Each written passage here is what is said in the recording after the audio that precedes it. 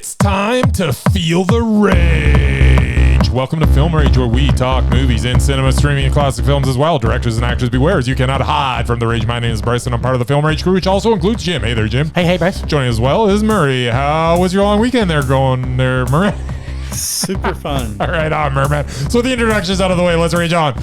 Well, apparently in this episode of Film Rage, we will be talking really fast for the entire podcast. So if you're listening to us at 2 times or 3.5 speed, you'll be listening to us at something like 7.5 speed. We're reviewing Fast X, baby. Oh, that's right. Thanks all for supporting us. If you love our independent podcast, please like, subscribe, share, and give us a 5-star rating on your listening platform, or support us and join the Film Rage community by joining our membership at buymeacoffee.com/FilmRageYC. If you cannot commit to a membership, you can still buy us a movie rental and dare us to see a terrible film. And you know what? We'll watch it if played anywhere in the movies, in the world, anywhere in the cinema. So, So I want you to do that. And now let's get to raging. But here's first, listen to our sponsors, because they're going to tell you some cool stuff, and go see them because they're awesome. Okay.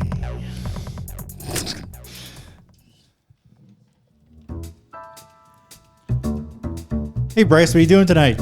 I'm going to my favorite cinema, Canyon Meadows Cinema, to see the best second-run movies at the best price. What? How inexpensive are they? Regular price is $5. Regular price is $5. Makes me hope they also serve pizza. They do, plus a lot of other great food choices. Plus, I'm planning my office Christmas party there. They can host a plethora of options for any get-together. Gaming, movie, drag show. Drag show? Now I know where I'm planning my next party.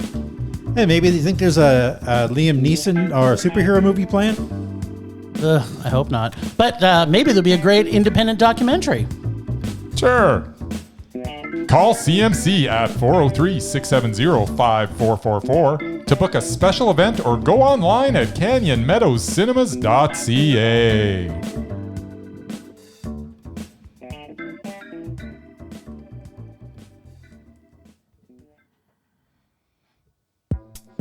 You know, one thing that was missing, well, actually wasn't missing. One of the movies we got to see dancing in. So it's all good.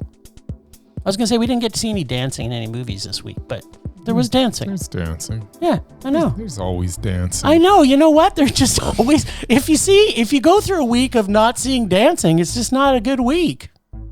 Unfortunately, we go to the films and there's always some dancing in it. That's not unfortunate. That's fortunate. No, I said fortunately. Yeah, fortunately, I did not say unfortunate. Oh, it almost sounded like it. Maybe it's Murray's heavy breathing that made me think it. But yeah, so we did go and see something fast. We did. Fast X. Fast X continues the legacy of the franchise that will not die. It opens with a family picnic where we get Dom preaching the importance of family and how family has to stick together and how you can always count on family. And then he says family about 1,000 more times. And then we get some elaborate scheme that frames the team as terrorists and some supremely goofy action. And I am hating life at this point. There are too many characters to keep track of. John Cena is completely wasted in this, although he has some reasonably entertaining scenes, as he is still John Cena, so entertainment is inevitable, no matter how bad the movie is. The movie wants to so badly make every character important, but with a cast of thousands, that is just not possible. Hold up just for a second. I just need to add in, because I want to emphasize your point here. Yes. By saying, and you know what they do to emphasize that? They do a sidebar with somebody to show how important they are in the family. In the family.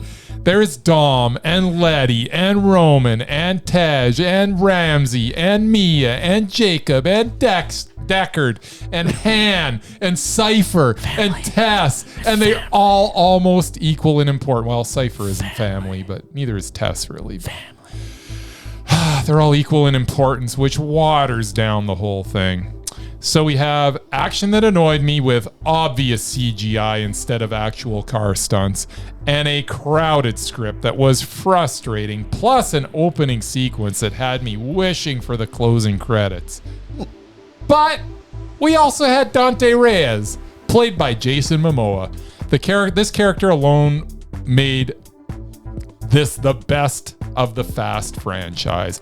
Watching Momoa do his best Joker impression was a delight and was a fitting supervillain for this series that has morphed into a superhero franchise. Dante, just like the Joker, just wants to watch the world burn. He is the most interesting character ever put into a Fast movie, and he alone makes this dumpster fire of a movie watchable. Plus, John Cena is always entertaining. So after 9 straight rages, the latest entry in this horrible franchise, Fast X, is meh. What? It's a superhero movie, so it's meh. What? Okay. What? I like Momoa. I like Momoa. I like Cena. I like Cena. And, it's good. You're mentally ill. It's bloody awful, but you can't. yes, no, I can. No. Yes, you can't. This was you actually can't, one of the most. It's bloody awful. This is one of the more interesting characters that I've seen in a film this year. Yeah, I agree. Unfortunately, he was surrounded by everything else, but still, that doesn't make the movie. You're supposed to be rating the movie, not Jason Momoa's acting in that movie. I'm rating how I feel about the movie when I'm done watching it. I could sit here and pick it apart for days. And it would take days to pick this apart. Let me start then by picking it apart. Yes. I believe I said this after Fast 9. This franchise was terrible from the very first movie Agreed. and got progressively worse after each film. Yes. With 9 being so unbelievably bad, I never thought they would make another one. And I mean, after all, they went to space. Yes. And unless they landed on the moon in this one, I'm not sure, where they go next once you've been to space. But of course, you could go back to space like they did in this one. But apparently, when you get to 10 in a franchise, and I don't know how many franchises have ever made it to 10, you start over. Jason X, baby. There you go. You start over from the beginning. He went to space in 10. There you go. Well, they were ahead. They were ahead of the game. They were ahead of Jason. So, but apparently, once you get to 10, you start over. And we'll get to that in a little bit. Yes. As far as the physics go, this was a 10 out of 10 on the ridiculous gauge. Yes. But it was also a 10 out of 10 on the time travel gauge. Flashbacks, cameo appearances, lack of common sense, or pretty much any gauge that would normally qualify as anything logical or actually good in a movie. Agreed. It was 10 out of 10 for ridiculousness. Yes. For example, how about why they didn't kill Charlize Theron when they had the chance multiple times, or they had multiple times and chances to kill Aquaman. Sorry, I mean movie Aquaman as opposed to TV Aquaman, which Murray can tell us about in a little bit. I will. The level of ludicrousness of this characters that show up for no reason or for any good reason is also off the chart. And speaking of ludicrous, he, as always, was awesome. But as I mentioned at the beginning of this journey I'm taking you now on, it did start over because this was by far the absolute best film in this franchise. Yes. And the main reasons for that are as follows, which you've already mentioned a couple. Number 1, John Cena. And we will talk about him a little later. Pete Davidson and his marvelous muffins. I forgot. And how much Jason Momoa was having so much fun being this evil supervillain. It was infectious. See what I did there? I did. I said supervillain. Yes. These movies have no redeeming qualities whatsoever for the most part. But after seeing the 10th one, I am finally trying to find some things in them that make me not want to murder every single person around me while I'm watching them, or when I'm in the cinema and not want to murder everybody because of the levels of rage that they usually take me to. You and me both, mister. Now, I unpacked the 3 good things in this movie. Now let's unpack a small amount, and I mean a very small portion, of the amount of awful. Number 1, the giant ball and everything about it, science-defyingness. How often these superheroes kill so many people with their ridiculous antics? Why did Vin Diesel go to an underground raceway when he was on his way to meet his brother? Why was Rita Moreno in this? Now, Why she? She's an e-god. it makes no sense. Now that we have Fast and Furious crew are superheroes, will they have every superhero that's ever been in a superhero movie in their next movie? Maybe, because they almost did it in this one. Why, when they knew they were being trapped in Rome, would they not make a little bit of extra effort to hide their kid, especially after Charlize Theron's found their place so easily? Why are they so stupid in these movies? Every single time. Or why they get stupider. It doesn't matter. The point is, they know they're being trapped, so they know that people are following them. And yet they're like, oh yeah, we'll just leave our kid, whatever. Like, who cares? Because John Cena was coming to protect them. They did not at that point. You're like jumped ahead like probably 20. I don't know. This movie was 8 hours long. He showed up while they were trying to take him. Yeah, I know. Or how about the little kid's superhero skill of flying? That was awesome. I am just guessing here, but I'm sure that's how he will save him and his dad in the next movie. And how responsible is it for parents to allow their kids to drive at 7 years old and destroy public property by tearing up parking lots with donuts when perfectly good city employees spent hours of city dollars painting lines in parking lots only to have the use of municipal funds to have to repave and repaint them? If you ask me, they are the true villains in this movie. Momo was actually just one of the guys just trying to avenge his poor dad's legacy against truly evil doers, training their kids to be vandals. So yeah, this movie's awful. It's a rage. I loved 3 things in it, which took maybe 10 minutes of the movie. Not the entire movie, just about 10 minutes of a 3-hour movie. So if you divide that, it's probably the highest level of rage because there was 3 things in it that I actually enjoyed. I'm not going to say something like, "Oh, Jason Momoa was so fantastic, so this movie didn't make the entire movie itself, which was awful. So yeah, it's okay." No, this is a rage. No, Jason Momoa not only was fantastic, but his character was. This was the first time they actually wrote a character, and it wasn't just they did good. Yeah, for a character, one character. Man, there's the whole rest of the movie. Don't get me wrong. I hated every single time Vin Diesel was on screen and how they had to always stop and have him posing with his sad, pouty face every 5 minutes when anything happened.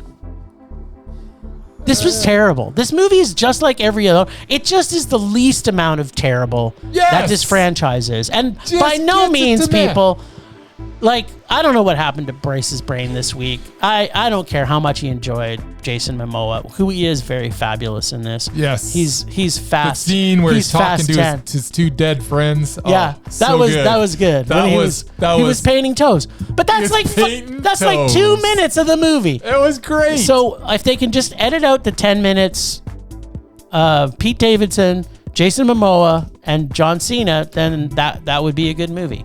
That was such a good T-shirt that John Cena wore. Yeah, Murray. That's right. Murray fell in love with that. I had gas. That's awesome. I want one of those. That's what Murray's getting for Christmas this year. There you go. All right, Murray, what'd you think of this shithole of a Fast and Furious franchise crap fest? Well, I have a slightly different take on it, though. What? Probably get to the same place as you guys. Well, it's gonna be one of us. I can't see you giving this a mondo. I apart from the last movie, I made a point of staying away from Fast and Furious movies. You're so lucky. This is coming from someone who likes fast cars. I grew up with Smokey and the Bandit, Dukes of Hazzard. Like, if there was a fast car, Knight Rider. If there was a fast car, I loved it. But this franchise, I'm like, yeah, it just ruined everything I loved about fast cars. I like Fast Car by Tracy Chapman. Yeah, me too. That's an excellent song. I believe I'm speaking here. It's true, he is. Now, first off, yes. Unlike you two, unlike us, yes. I happen to love Charlize Theron. Okay. I did not see the one she was in. Don't care. I know she was a bad. She's been in a few of them. Well, anyway, I know she's supposed to be the bad guy. Whatever. I liked that she didn't like unlike John Cena, who was a bad guy in one of them, and now all of a sudden he's part of the family. Well, she's part of the family now too. He actually is blood. Yeah, but he hated Dominic more than anybody. No, they just had at the end of the movie, they're all sibling friends rivalry. again. Sibling rivalry. Anyway, but she stayed true to her bad self, which I liked. And I have to say, one of the things I loved about it was the chick fight. I loved to watch her kick ass. I guess no punching dicks this time, but some of them did. But yeah, it was awesome. And they did it right in the middle of like the worst possible time. Like they're trying to escape from this hidden fortress in the ice. And we had 4 minutes. Yeah, they had a few minutes. Just enough time to kick some dicks. Kick some bush. Anyway, I love that part. And yeah, John Cena was hilarious. Again, I'm still confused about how all of a sudden he's nice, because he wasn't in like the 5 minutes of the one that I saw. You didn't watch the last one then, obviously. I also enjoyed the two black guys in their group, Ludacris and Tyrese Gibson. Yeah. When they actually had a fight in the middle of Pete Davidson's shop. Bitch slapping. It was a slap fight, because they were so bad at it. When you compare it to the fight between Michelle Rodriguez and Charlize Theron, it was laughable how bad they were. It was funny. And yeah, Pete Davidson and his muffins. Much as I don't like Pete Davidson, he was funny in this. I love Pete Davidson. And he was in it just enough that didn't annoy me. Yeah, and as you mentioned, there are a few superheroes in this movie. A few? There were not one, but two Aquamans in this film. See, I did hint at that. You did. Yeah. Jason Momoa, who obviously is the big screen version. Yep. Okay. Alan Ritchson, who played Arthur, a.k.a. Aquaman, in the Smallville series. He's only in like they had two Aquaman. He was in like 2 episodes, but he was an Aquaman without the costume. So I just found it hilarious that the two of them were in the movie together. And they're both bad. And well, not to give away spoilers, but yeah. And they may possibly be lovers too. I don't know. Oh yeah, it could be. I can't really say. It just Momoa's character, you know what, was very flamboyant. Yep. Not saying he was gay. Yep. But it definitely there was leanings. So, and according to the movie, I think it was a little non-binary a bit. These two characters apparently knew each other for a long time. So who knows? They might have been at some point. But hopefully in the next one, there's a love as one making out. That would be good. And we also have in this movie superheroes, Gal Gadot, whatever, Wonder Woman. Yeah. Gal Gadot. John Cena. And Peacemaker. Yeah. Peacemaker. Helen Mirren, who turned out to be a superhero. Yeah. Hespera. That's right. Shazam. Yeah, see, that's what I said. Every single superhero is going to be in the next one. And those of us. And you forgot Mrs. I'm not Marvel. done. Oh. And those of us who stayed for the end credit scene, Jim, there was Dwayne The Rock. Black who, Adam. Of course, is Black Adam. And Brie Larson, who is Captain Marvel. That's right. So yeah, there was like so many superheroes, and they might as well in this superhero movie. It was a superhero movie. It pretty much was. It is. I mean, there's you don't. It's like you just imagine physics, and then they just draw it with CGI, and the physics happens. So yeah, there was that was pretty much mostly what I liked about the movie. Dominic Toretto is a moron. Yeah. The whole movie, I basically watched him walk into every single trap. Mm-hmm. Like either, Momoa's character is like some kind of super genius, or Toretto's just an idiot. Super villain. He doesn't have to, because he's always got his family backing him. Yeah, but he didn't, because he basically they always showed up. Trying to kill them. Family always showed up, though. But no, like everywhere he went, trying to track down Momoa's character, he kept falling into his traps. Like, oh my God, you're such an idiot. He is an idiot. Just brought his family closer together. Sure. And yeah, there was a quote in the movie. I can't remember who said it. I think it might have been the TV Aquaman. No, it was the TV guy, the agency guy. Oh yeah. They're talking about this team in 2001 started as an illegal street racers, and over the years, basically, look at them now. They're superheroes. If it could be done in a car, they did it. And if it went against the laws of gravity, they also did it. Yes. Which pretty much sums up the whole franchise. Yeah. And I'll leave you with one quote, which I love from somebody else's review. They're basically flogging a dead horse. Yes. So yeah, as much as how bad this movie is, and yeah, it absolutely ridiculous. A lot of the stunt scenes were, and yeah, flying kid. Like, come on, he's like 8 years old and he'd be flying in the air from one car to the other. I'm like, okay then. Yeah, this was a meh. What? There you go. I didn't hate it. Oh my God. Plus, you and I laughed a lot while we were watching it, so that's the important thing. I laughed. I did laugh at how bad it was. And I seriously threw my hands up like every 5 minutes, like, what? What? Yeah. Yes. How'd they do that? Murray forgot about the physics. Then you got the flaming roller ball. Yeah, the almost leveled the Vatican. Yeah, there's so many great physics shots in that too. It was. It's meh. You're dumb. Although I have a feeling a lot of people are going to agree with the two of you. Yeah. I think what's happened is after 9 of these, the Fast franchise has finally broken me, and I go in expecting so little. Yeah. And they actually gave me something this time. You know what? They did give us something, but it wasn't enough to make it meh for me. Yeah, it was because I really enjoyed like portions of this movie. I enjoyed about 12 minutes, maybe max 12 minutes. Enough to make it meh for me. See, I would say I enjoyed more than 12 minutes. I enjoyed about 20, 25 minutes of it. I like to enjoy a whole movie. I'm approaching an hour. The good news is nearly every character was in peril at the end of the movie, so there's going to be 2 more of these. Yeah, okay. Can you explain one thing? Yes. I guess it's just for the next movie, but what the bleepity blank was Jason Statham even in there for? They went to his place, they had a little shootout, they left his place. Nothing was left. connected. So you know what I think? You know what I actually think There's it is? nothing connected to anything. Because you know what? They started that Hobbs and Shaw franchise. I know they So did. they've probably set that up for the Hobbs and Shaw. Well, that's what I'm franchise. saying. The only point, obviously, I get, like that should have been an end credit thing, though. Like they put him in the movie. Yeah. And it made no sense. Yes, because but I bet you maybe he's going to show up and save why the did Rock's they go to ass? his place? Like I'm still trying to figure out. I don't want to. Well, do because this. they were going to get weapons. I don't want to do this. I don't want to go again. What I love is the agency guys basically drove a freaking tank through the wall, got in, were shooting at him. Meanwhile, Toretto's team was still trying to pick the lock outside. There's just too much to keep track of. There is. I honestly didn't know how people. No, but they went to there because they wanted weapons? It was just for weapons? They struck out. Yeah, they struck out at Pete Davidson's muffin shop, Right. and then so they went to Statham's because they needed the weapons. And Momoa Did took they all even their get money. out of there with any weapons? Because they had to leave so Well, they quickly. killed everybody, so they Statham probably left without did. them. So No, Statham got his bag and left. yeah, he left without him, so they can just stay behind and take whatever they want, I guess. You know what? The important thing to know about this is there's way too many characters. Like we were even having arguments after the movie, going like, "What was this person?" I don't know. Like there's 7,000 characters in this that all have to have screen time. I kept hoping for Momoa to actually kill some of them, but we don't even know how many of them are actually dead. At the end None of of the them day, are dead, Murray. That's the rule of Fast and Furious. At the end of the day, you take one thing out of this: family. It's Family. all about family. Just like us, the Film Rage family. That's right. That's a perfect transition into The Master Gardner, which is also a movie about family. It's a family episode. Fucking family. All right, so Master Gardner. This redemption, revenge, romance, gardening film takes us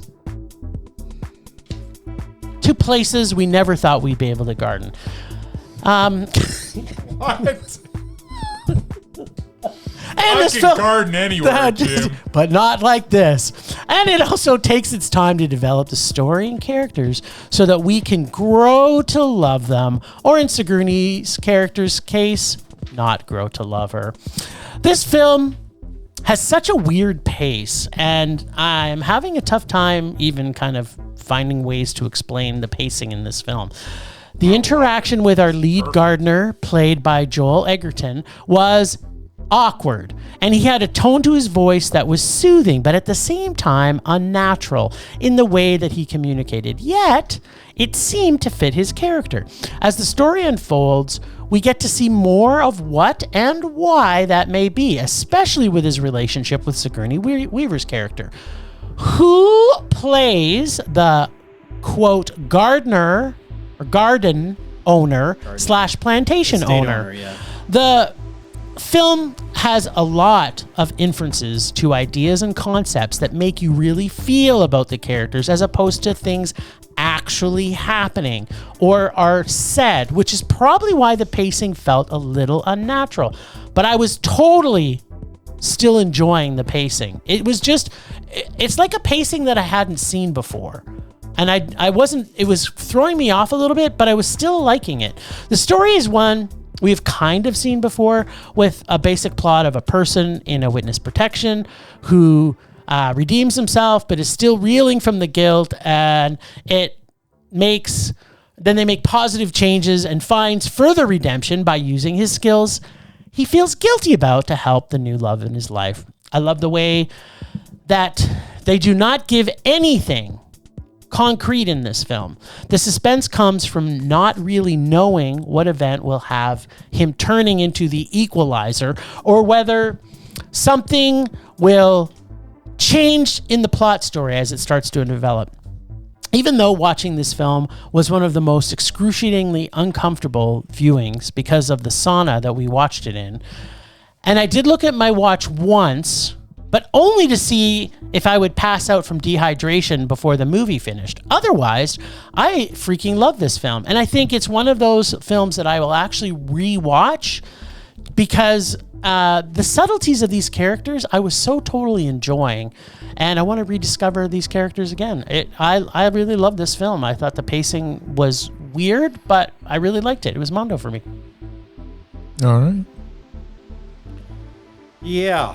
The master gardener of constant sorrow. Yes. Much is what it was. Man, he was moody. The first hour was all about gardening. Yes. And it very nearly put me to sleep. What? Every time he opened his mouth, because he started talking about flowers. I know. And his soothing monotone voice. It was Yes. so interesting. So soothing. It also didn't help, as Jim mentioned, that we were wilting faster than a hothouse flower in there. So it was very uncomfortable. Plus, the seats are not that comfortable to begin with, the theater that we go to.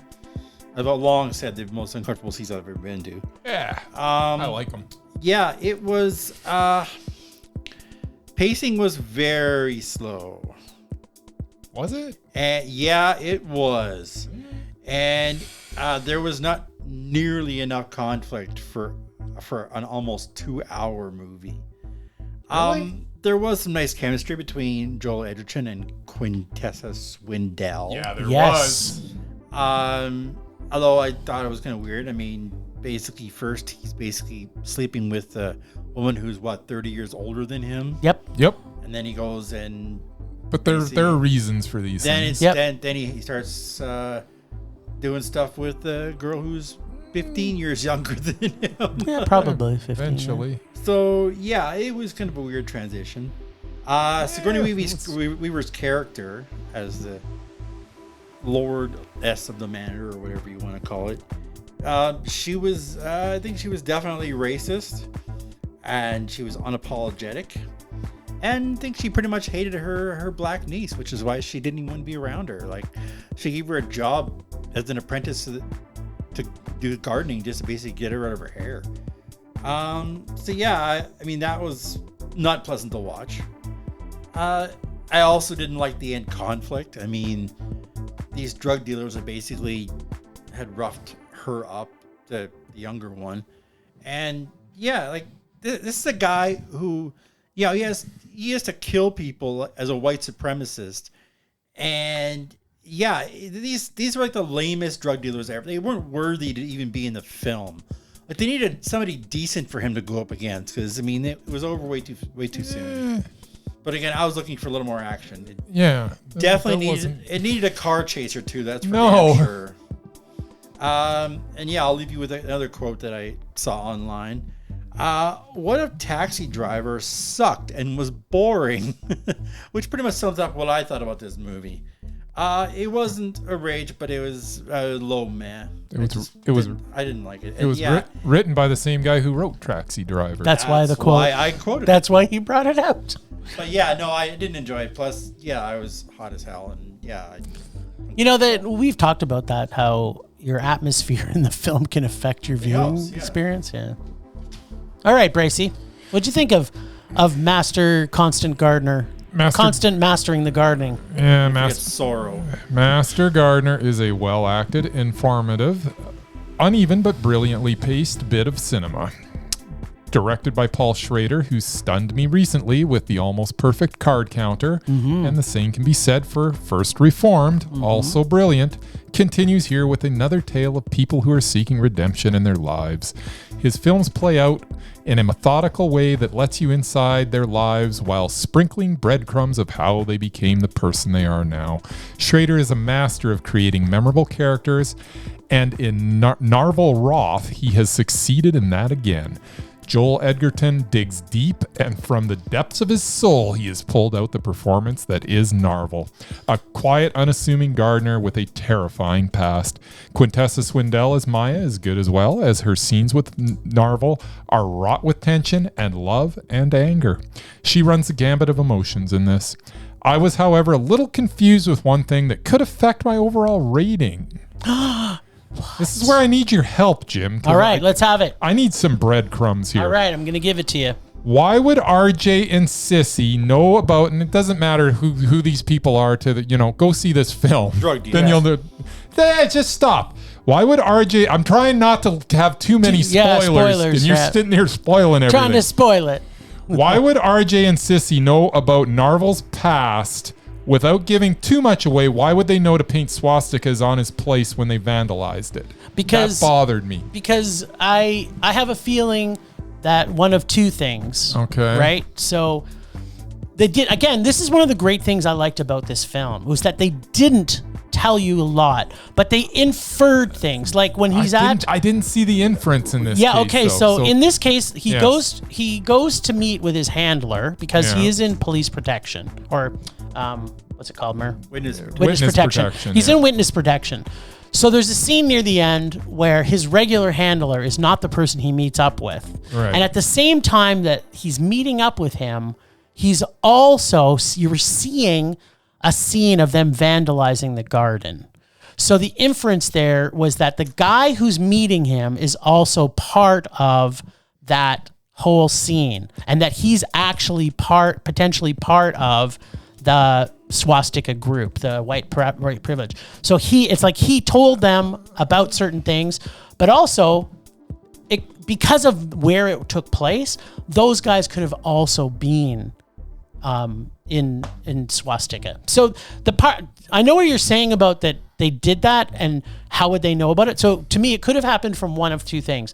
The guy he met at the diner, who was his new handler, informed them of that, and they went there because as that meeting was happening, they were meeting at the other place. So that's what I inferred from that meeting, because to me the whole time I'm watching it, I'm going like, oh my fuck, it's the guy. Actually, it wasn't them doing that. It was him going and killing his handler, and the movie was going to go in a completely different direction. So to me, it was very suspenseful, and I get it, and it could just be their way of vandalizing because they, So to me, it might have been a coincidence. No. I don't think it was a coincidence. In my opinion, my belief is that the guy he met in the diner was there to get him. I got it. And he sent those guys because he connected with them. So, all right. I think you're giving the RJ and his buddy too much credit. Well, no, you're not giving them any credit. Yeah, they're just being told what to do. They were just thugs. I think they're morons. Yeah, exactly. Because he intentionally showed that scene where they were vandalizing and he's meeting with the new handler, and he felt weird about it and he didn't stay there. Correct. So that's, to me, why. This was such a perfect film.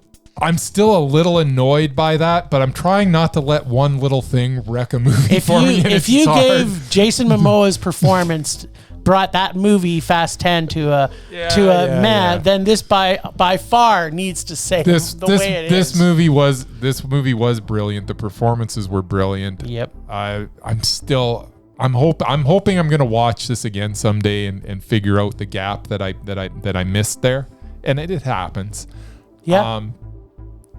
But yeah, overall, the impression I'm left with is that this was a brilliant, brilliant movie. This was Mondo. Yeah, good. I'm glad that you could squeeze that out of your little pituitary. Yes. Because to me, this was, like what I actually liked about it, Murray, you said you were hoping to have an equalizer moment. no. And at no point was I ever wanting an equalizer moment. I kind of was. Yeah. Because when I saw the trailer, I assumed he was. Yeah, I mean, he was a badass. He is. He is. Was trying to. And you saw that sprinkled throughout the film. And then somebody pushed him too far, and he eventually. But he's not that guy anymore. Yeah, Mur. and that's why that's the point. That's why he didn't kill them. Also, like he said, if you want to kill them, here you go. Here's my gun.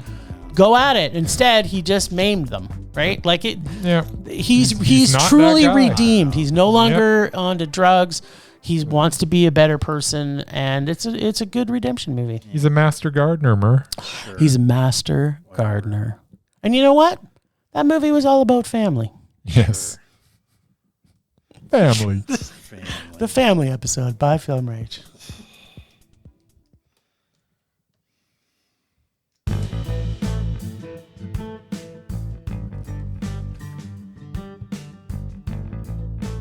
Bryce. Jim. Yes. I love to love you, baby. Ooh. Okay. Did you watch the Donna Summer documentary?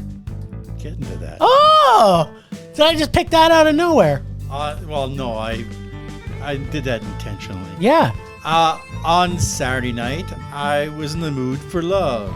Simply because I'm near you? And it was not all right for fighting, as Elton John is fond of saying.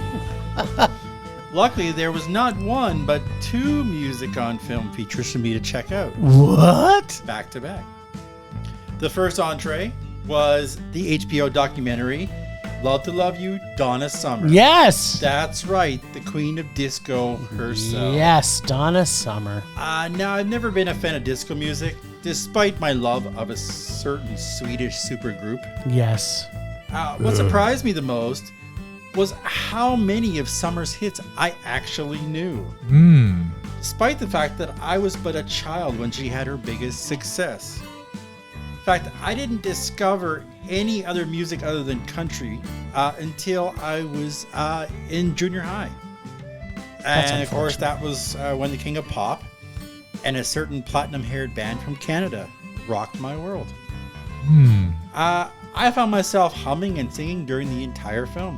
Nice. Even as I heard how tough her life really was. Abusive boyfriends, some horrible childhood incident with the minister at her church, having to be away from her children for months at a time, greedy record companies. Yeah. Even her fan base turned against her because of a comment she made after she found God about male-male relationships that pissed off gay people, who was her fan base. Yeah. Through it all, she remained strong and put out hits up until the end when lung cancer finally took her.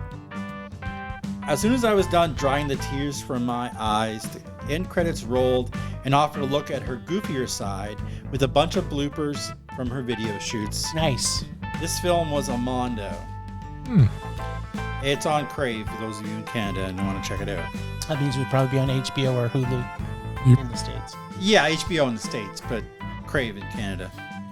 I also didn't realize that one of my favorite Weird Al songs was a parody of her hit song. What? That song was Jurassic Park, his best album ever. Ready? Yeah, I'm ready. Jurassic Park is frightening in the dark. The dinosaurs are running wild. Someone shot the fence off in the rain. I admit it's kind of eerie, but this proves my chaos theory. I don't think I'll be coming back again. Sing it, brother. No. You know what? This is Film Rage history here. The first time we've ever had the Mur sing on the podcast. I cannot help it. I love it, brother. I love that song. I didn't know that was her original song. There you go. Second film, which I'll talk briefly about, is one that you both decided you didn't want to see. Oh. Proving once again that even Bryce gets to be picky about films he wants to see in cinemas. What? That film is Whitney Houston, I Want to Dance. I would have gone to it willingly. Don't lump me into that. All I know is it wasn't on our list. It wasn't on our list. It wasn't on our list. Not because I nixed it. Jim. It's true, I'm evil. Yes, this was not a documentary. Nope. And I'm sure at least half of it was fabricated. Yes. For me, Whitney was the Donna Summer of my generation. There you go. As a shy teenager in the 80s, there were many of her songs at the school dances that I worked up the courage to ask a pretty girl to dance to. Did you do some finger banging? Junior high, no. That's where I learned to finger bang. Since most of the hockey That's jocks... finger bang central. Not for me. Since most of the hockey jocks that ran my school were too cool to dance, the girls usually said yes. Nice. So thanks for that, Whitney Houston. I actually thought that British actress Naomi Ackie did a fantastic job in channeling Whitney, considering she had to wear dentures to cover up a gap in her teeth and speak with a British American accent. True, she didn't do much of the singing, but how are you going to do better than Whitney's actual voice? Nope. Not everybody is Jennifer Hudson, after all. Exactly. As musical films go, it was decent. I think I would have enjoyed seeing it in a movie theater. It was a spirit-lifting man. Well, there you go. That's all I got. Yeah, I would have hated it. So know you would've. I want to see the documentary instead. Might be coming. I'll probably watch it eventually. Ugh, I'll watch the Donna Summer one because it's a doc. It is. I watch everything. Sure you do. I do. Temperature rising. Vision blurring. Rage taking over.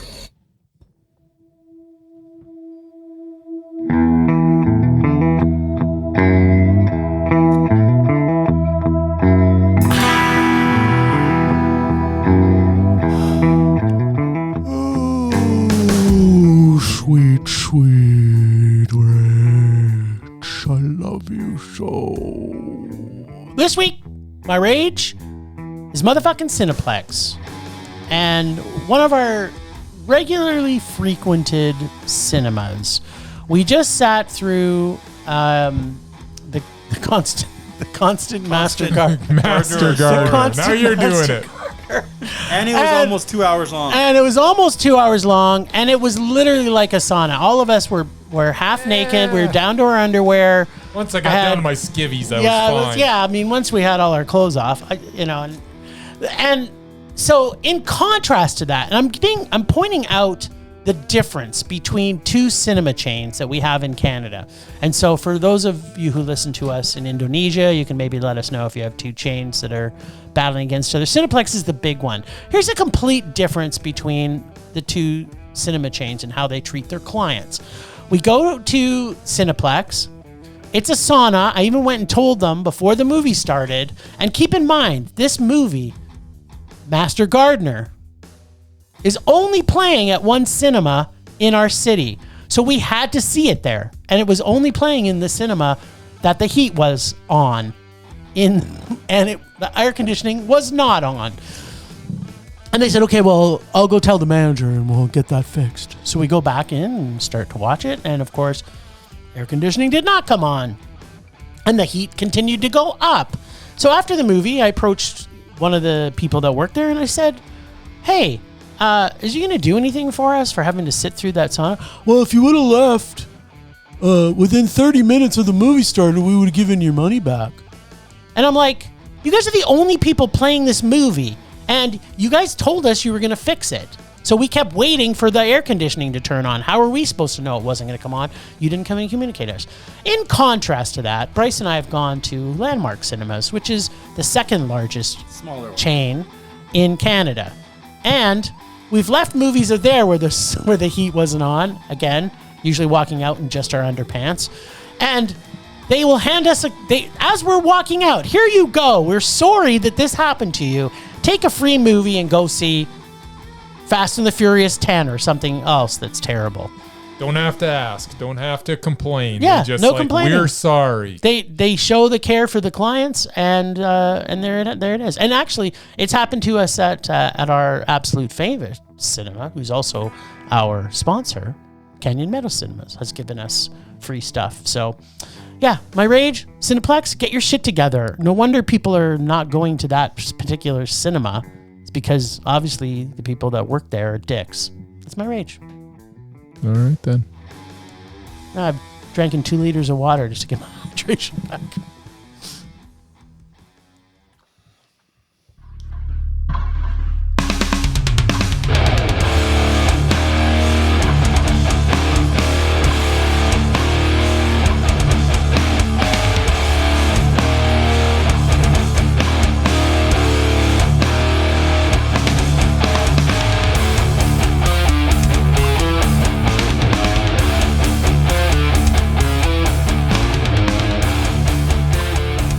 rage this week is a repeat, I am sure, of past rages.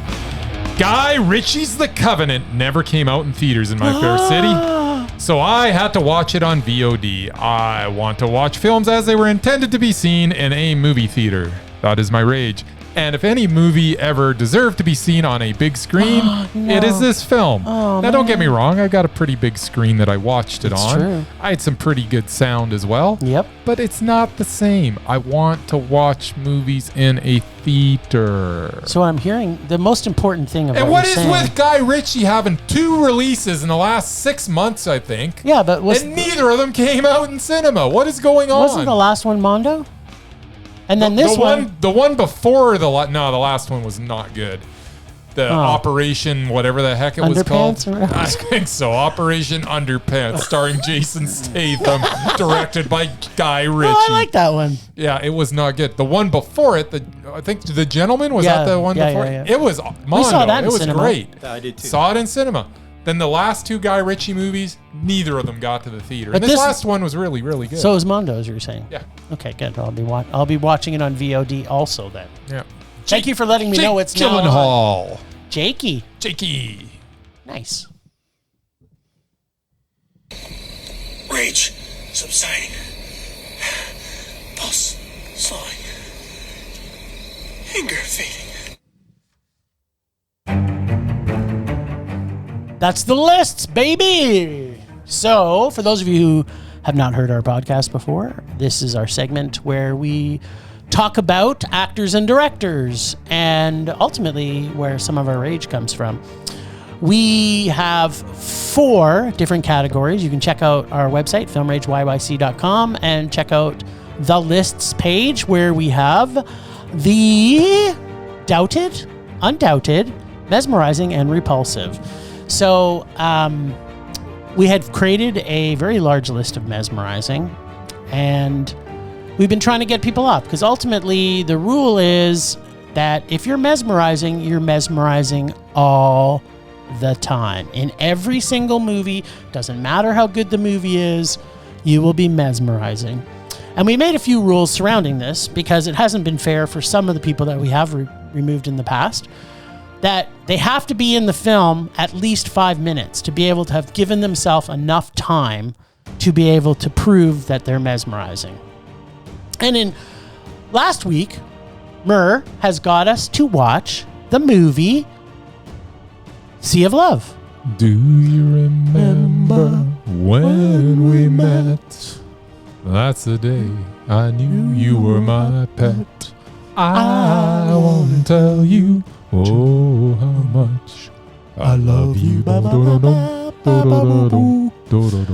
So we had... You hear that song 56 times in Yeah, the movie. exactly. do. And it was one of the worst movies I've ever seen. It was probably the movie that made me start hating Al Pacino. But it didn't have the other guy that I mix up with Al Pacino in it, so that was good. Remember him? You mixed someone up with Andy Pacino. Andy Garcia. Remember when I can't... they mixed them both up because they both annoy me now? So but it had the mesmerizing Richard Jenkins versus the mesmerizing John Goodman. It did. Except... Oh. Richard Jenkins was not in it for 5 minutes. He was in Really? it for 4 minutes and 40 seconds. So good for him. He gets a pass. Does that mean John Goodman didn't go against anybody? And Well, here's one of the things that I'm thinking we should maybe. because John Goodman was really awful in that movie. He was really awful in it, as was the movie really awful. Yes. But you know who was in it? Who's that? That was absolutely mesmerizing. I think I know. Is Michael Rooker. Yes. And so it's a 2-part proposition here. Oh, why Number don't we one just is- have a Michael Rooker versus John Goodman mesmerized off? That's Winner exactly gets what that's exactly what I was thinking. So I'm putting forward Michael Rooker as mesmerizing. All right, and since we just watched him go against John Goodman, Wait, we all got to vote. I vote yes because vote anything yes. I see him in, he's absolutely mesmerizing. All right. And when I go back and I rewatch the Guardians Oh, even franchise, in Yondo, he was absolutely. beyond mesmerizing of anybody that was in They that. killed him off. Till they killed him off. So yeah, okay, thank God Michael Rooker's now on the mesmerizing list. well, that's if he can beat out John Goodman in And Sea of Love. because we already know that John Goodman was terrible, Oh, yeah. unfortunately, John Goodman, you are no longer mesmerizing. Sorry, dude. Because Michael Rooker just totally kicked your ass. And we just gave Murray a whole new assignment to find out movies with Michael Rooker in it. Cut my list in half. Because John Goodman's like in every a dozen movie. things that John Goodman was in. All right. But now you got Michael Rooker to look into. Yeah. Nice. And he was truly mesmerizing in this film. He's always so good. He's an good. underrated actor for many, many years. Yeah, and as I say, he still haunts me at night with his performance in Henry Portrait of a Serial Killer. Yeah, it's just like, if anyone hasn't seen that movie, man. he is just amazingly brilliant. yeah, that is a creepy movie. So we're back to where we started. We had the same amount of people on, but Richard Jenkins is safe to live another day. That makes me happy, actually. Kind of happy too, actually, because I don't think I've ever seen him be that, meh. I'll have to try harder then. Work harder. All right, so the other thing that Brycey Pants was supposed to be doing, you were supposed to be watching some movies. I got one more Kelly Reichardt movie in the can. In the can, yeah.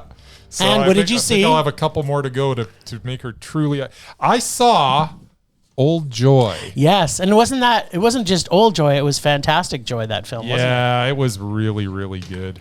And there was a lot of walking, which was So much walking. You know what? I think that's a Kelly Reichardt signature. It is. It's like walking. I swear to God, she's making movies for me. Every time I watch it, I was like, Kelly, did you make this for me? Apparently, she did. Yeah, it was Mondo. She's still safe. And the two that are left are absolutely Mondo. Like, what I are need the to two? rewatch the one that I gave a Mac because I'm thinking I must be wrong. You must be wrong because she hasn't. Yeah, well, it was probably her most. Yeah. By the budget. way, on the subject of Kelly Reichardt, she does have the one movie that's only like 48 minutes long. I don't think that movie should count. Why not? It's a movie. But she said it's only 48 minutes. It's got to be more than 48 minutes. That's a short, man. Didn't list it as a short. It's a long short. I don't care if it lists as short. She's still got 8 movies, though, if you take that one out. Yeah, well, I don't know what you're talking about. I listed the 8 movies that she did that were features. She got 8. Well, they consider it a feature, but it's not. It's 48 minutes long. Oh, okay. So she still has 8. But I think she still has 8. If you go from her first film, yeah, all the way up to her last film, yeah, which was brilliant, Showing Up. Yeah. Yeah, she's still got 8, I believe. Good. Well, there you go. So we're good. So hurry up, dude. I want to have her on. There's only so many hours in the day. I'm trying to. We had all kinds of time to I got watch so much Guy going Ritchie on, movies. man. We're not putting up for anything. We had time to watch another freaking Guy Ritchie movie. I'm not making any money off this podcast, so I need to, go to my job and do stuff. Yeah. That. So replace your stupid Guy Ritchie movie with that you gave him Matt, and you could have watched another Kelly Reichardt movie. I've been waiting. Yeah, well, have you not been waiting to see Kelly Reichardt's 2 movies you haven't seen yet that you forgot you hadn't seen? Yeah. Well, there you go. Quit watching other shit and get focused on the important stuff. Getting Kelly Reichardt on our Undoubted list. All right. Kooky puppy. All right, Demur. What's we got for next week? All right. Well, you guys love Richard Jenkins so much. It's true. We do. How about another one? Sure. Yep. I've got 2, although I haven't seen either one, so I don't know Pick how one. much he's actually in. But let's go with... You know what? If we get to see Richard Jenkins, I'm okay. Philip Seymour Hoffman, Oh. who's also on here about a dozen times. Yep. And Richard Jenkins, Mm-hmm. movie called God's Pocket. What? It's on their list. God's Pocket. I'm liking this. I've never seen it. I'm positive that I've seen it, but I don't remember it off the top of my head. All right. Well, if we can find it, we'll be watching God's Pocket. Perfect. All right. Well, that's enough for the list. Oh, wait. There's one more thing I did want to put forward for the list this week. I want to make us add another person. I want to put John Cena forward as Mesmerizing. Because everything he's in, everybody else could be just disappearing as far as I'm concerned. Now, has he been in enough movies to qualify? To be mesmerizing? Oh, yeah, he's been in enough movies. But he's been in some... I mean, if for some reason somebody ends up in one of those, that movie where he's like a firefighter or something, I mean, then all of a sudden... Yeah. Oh, he probably was still more mesmerizing than. I think absolutely. he was in that with John Leguizamo. You know who I'm so hoping that's- he's up against? I could be Is wrong. Dwayne The Rock. Because in all honesty, I'm going to make an argument that he's also... They will be at some I point. think they but actually hate each other, but I'm just saying. What? Yeah, money talks, man. Money yeah talks. that's true. Dwayne The Rock was. I actually read an article in 2021. He said he's never going to be in another Fast and Furious movie. Oh, oh, really? Yeah, And now there he is. There you go. Yep. All right. I'm sorry. What was the question? Can we please put John Cena on as Mesmerizing? Oh, good. Let's add more to the mesmerized list. Yeah, I guess. Okay. Yeah, Murray, he is. what's your vote? I don't know. He's okay. He's just okay? That that's doesn't not make him mesmerizing. mesmerizing. I'm not crazy about his Peacemaker character, but I mean. But is he mesmerizing as Peacekeeper? Yeah, he's very Peacekeeper? funny. Like Peacekeeper. Peacemaker? Maker. I'm Peace trying to- something. Peace, dude. Okay. What is he Do called? you want to list the last 8 Peace- movies he was in? No, we don't need to. We Peace- know we've seen them. What is it? Peacemaker? Keeper? You know, one of them was Doolittle, right? Yes, the movie was terrible, but he's mesmerizing in it. Peacekeeper. Fighting with My Family. Yes, Peacemaker. Bumblebee, a Transformers movie. Yes, he's also mesmerizing in that. Like, it doesn't matter what he's in, he's mesmerizing. Daddy's Home. And Yes! He was absolutely He was, mesmerizing yeah. in that. It's terrible, but he was He's, mesmerizing. you can't keep your eyes off him. He's just too good to be true. Like, if you could just take the clips from I him out of can't those take movies my and string them eyes together, I'm watching those all day you. long. There's a lot of movies he was in I really don't like. But Yeah, so That's what? not the point. That's not the It point. is. No, it's No, not. that's for the Undoubted. This is he just, is mesmerizing. Him, whenever he's on Yeah, screen, nothing you to do love with what he's in. You love him, and you have to answer that. When you see him on screen, is he mesmerizing to you? I have to say no. There we go. Well, Gone. then he doesn't make it. That's all. That's how It was it works. that easy. It was Mur. that simple, Schmimple. Well, that was exciting, but he's still mesmerizing in my heart. And mine. All right, that's it for this week for the lists.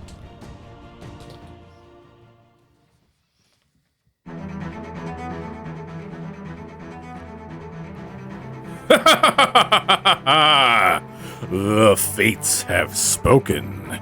The sheer torture of High School Musical 3 and Love Again should have made Bryce aware that he is fated, that he will always be the one the universe chooses to torture. Call it fate, call it karma, or call it Satan himself. Whatever you choose, but it has chosen Bryce to have to see Book Club, the next chapter, in cinemas, with his own money! This week, Face Sponge Bryce and Jim, the regular Film Rage dude, get to choose to rage or dare or Casey. Something tells me B Baby Boy Bryce will choose our listeners' dare bag of meh, as he has had a rough time of it lately. Well deserved, mind you, but if Bryce gets his way, there's no way he is going to Casey this week. Right, Bryce? Okay, so, as they say in baseball, tie your goats up tight. No, that's not it. 3 strikes and you're out. Yes. So, let's find out if Bryce gets broken again this year after being picked on by fate.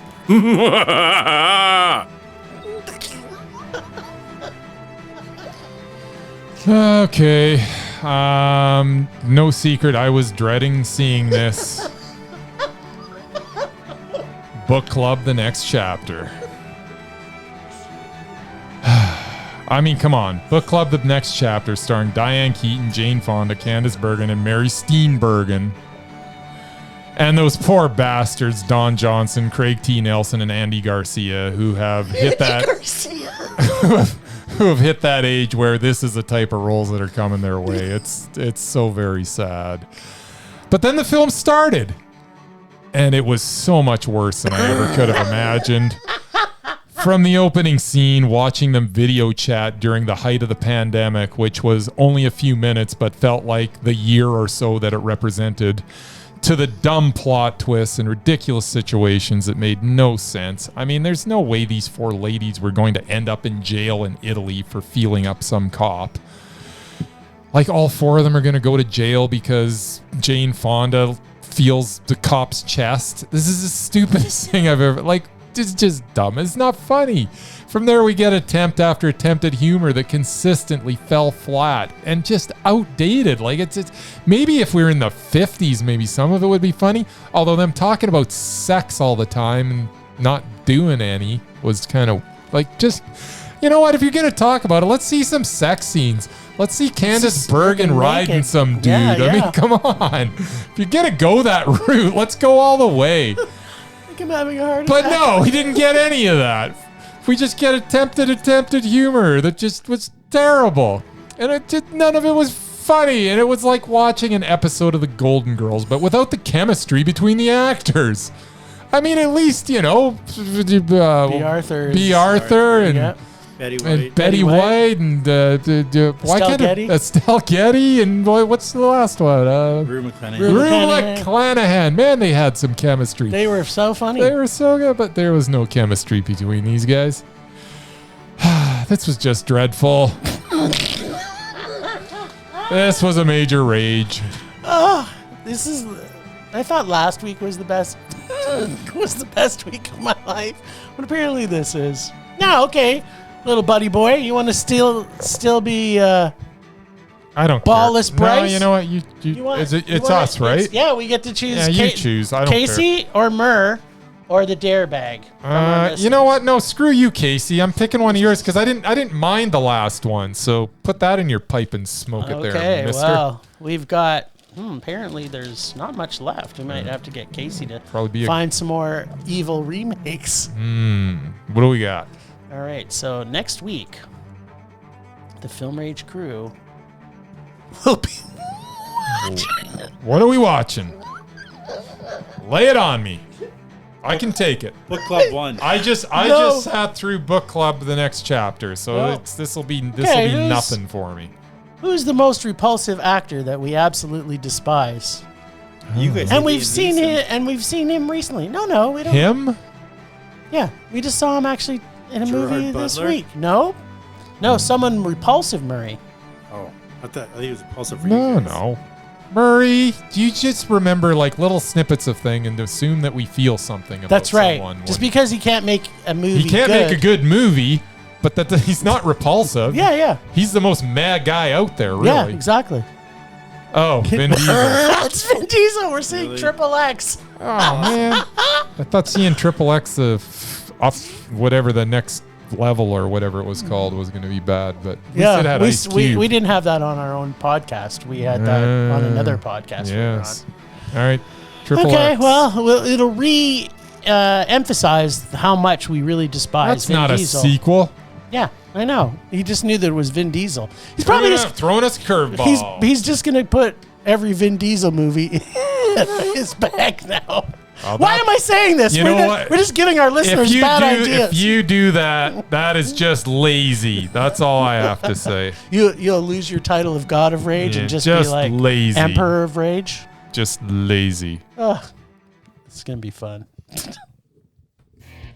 Thanks, Ragers, for listening. Thanks to the Extended Film Rage family, who you can find in our show notes. Thanks to Casey, the nerdy photographer, for the voice of Rage or Dare, who is also still, to this day, God of Rage. Find us on social media everywhere at Film Rage YYC. Check out everything Film Rage at filmrageyyc.com, including our merch site for Redbubble and TeePublic. We are always wanting to make this a raging blast for all listeners, so please comment, like, and subscribe, and send us emails to filmragecalgary@gmail.com. Dare to see terrible movies to fuel our rage, but no matter what you do, please, please, please, pretty please, please, please, don't make us a rage. That's just for a week. A rage on. Rage on.